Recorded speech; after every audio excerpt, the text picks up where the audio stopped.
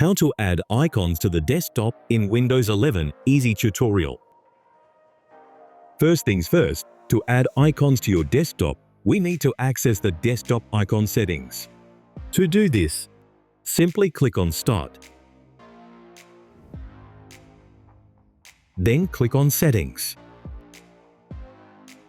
This side, click on Personalization from the context menu.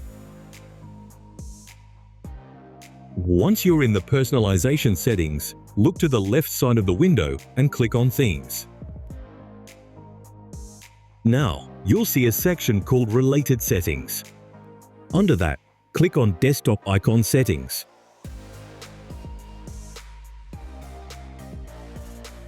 In the Desktop Icon Settings window, you'll see a list of icons like Computer, Users Files, Network, and more. To add any of these to your desktop, just check the box next to the icons you want. For example, I'm going to add the Computer, Recycle Bin, and Network icons. You can choose whichever icons you prefer. Now, let's head back to the desktop to see the icons we've just added. As you can see, the icons are now right where you wanted them. Easy, right? And that's it.